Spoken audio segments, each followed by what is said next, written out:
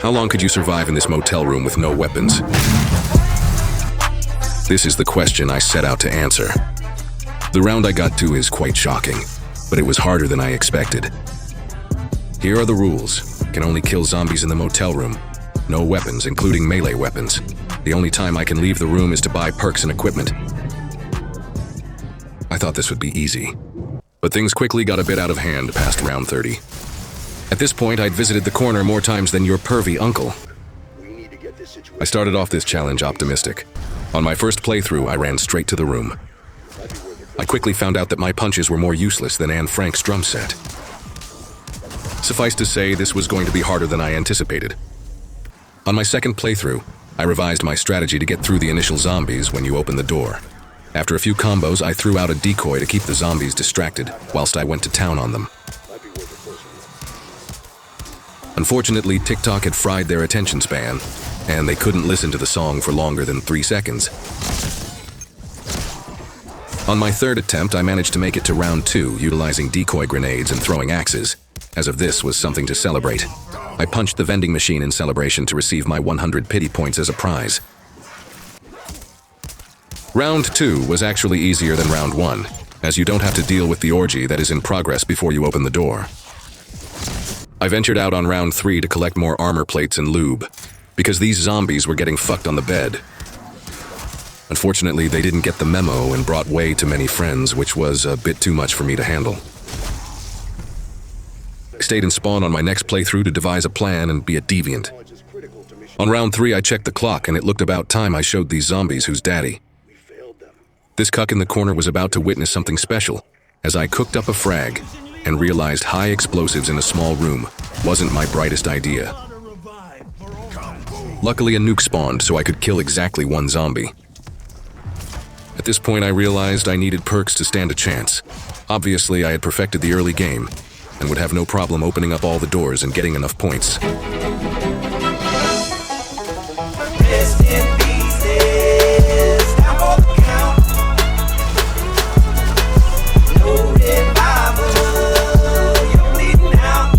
After getting enough points to finally get Flopper, I could now show the zombies my PhD, my pretty huge dive, which didn't work out too well.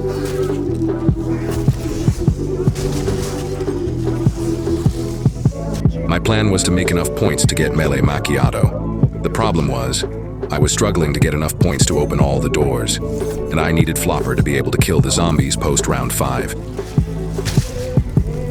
I had a realization that I should put the PhD slider augment on, as I was literally and figuratively flopping. I also remember I could collect a free power-up to use my field upgrade, and spent salvage on extra axes. This run was going well, and I quickly realized that PhD slider would make light work of the spider shitters. Round 6 was a bit hairy, but I made it to 7, and managed to open the door to melee macchiato. My math was obviously off, as I still needed more points. I survived another round, and on round 8 I finally managed to get it. I punched the machine and got some more points and a free stamina up, which is really useful when you are in a tiny 3x4 meter room. Round 9 was getting a bit hectic, and I realized I would really need to get Jug to stand any chance. I was making a lot of points now, so I headed over to buy Jug when the game crashed, as Activision didn't want me to be too OP. My next attempt was going well. I was on round 13 with all the perks I wanted, and I was able to make quick work of the manglers.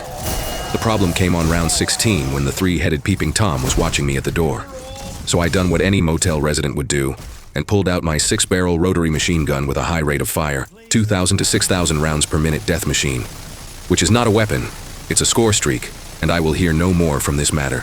But you are not the type of nerd to mention this in the comments, are you? Are you? On round 20, Fluffy returned with some friends, and I was in a bit of a sticky situation.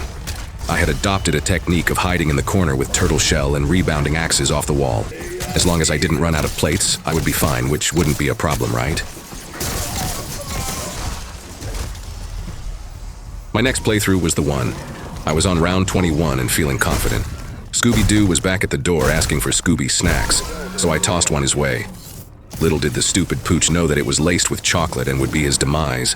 I could already hear PETA building a case on me for animal cruelty. The big guy let himself in this time, so I dubstep blasted him with my megaphone, which obviously offended his ears and caused him to combust. I then found a heroin needle under the bench, which would come in handy later to give me that crackhead power. On round 25, I downed 6 beers from the Wonder Fizz to get me in the mood for punching up more zombies. Fluffy was back in the room for a scrap. Things were getting difficult, and I'd had a few sketchy moments. I had to rely mainly on the field upgrades and score streaks to take out the abominations. The rest of the gameplay from here looked like I was burning in the 115th layer of hell due to the non-stop Molotovs from Vulture Aid. I popped a crackhead injection as my plates were running low just to realize the round had ended, moving on to round 29. And I was close to making it to 30. I would have never expected to get this far with no weapons in a single tiny room. But obviously my high levels of persistence and/or mild autism had somehow figured it out. Round 30 was a breeze, and again I was asking who let the dogs out. My withdrawals were getting to me and my plates were low, so I popped a cheeky little needle to deal with boss zombies. I also spent some time to convince myself that the 1-ton bio-engineered plasma cannon welding crackhead super soldier was again not a weapon. Post-round 30 was pretty gnarly, and I really needed the mutant injections. I was using more needles than knitting night at the crack house. On round 33, I was all out of mutant injections and I was swarmed. I went down despite having a field upgrade and extra plate, which I was saving for the next game for some reason. Just like most current rappers, I couldn't function without perks, so I headed out to collect some after being kindly let out by a zombie. I had 1 field upgrade and no mutant injections left on round 33, but I was feeling confident I could make it through the round, as there were no boss zombies. Luckily, the next round was a spider round, so I lit a barbecue at the front door and took in the aroma of charred arachnid. This gave me time to realize I was on round 34 without using a single weapon in a room tighter than a camel's ass in a sandstorm. I was now on round 35, 1 field upgrade, and no mutant injection or self-revive. If I ran out of plates here, it was likely the end, as you know the saying, no plates, no dates. I was surrounded by zombies, manglers, and an abomination, and things were looking pretty grim. I needed to be able to get through the round to afford a self-revive or hope for a score streak to drop. The end was looking near as I tossed out a decoy in a last-ditch effort to thin the horde out. It was looking like my luck was coming to an end. I could hear the tombstone music coming in. Round 35. Not bad. Try this challenge yourself and see if you can beat my score. Subscribe for more stupid challenges and videos to keep this decaying game fresh. Let me know in the comments if you give this challenge a go. Peace out.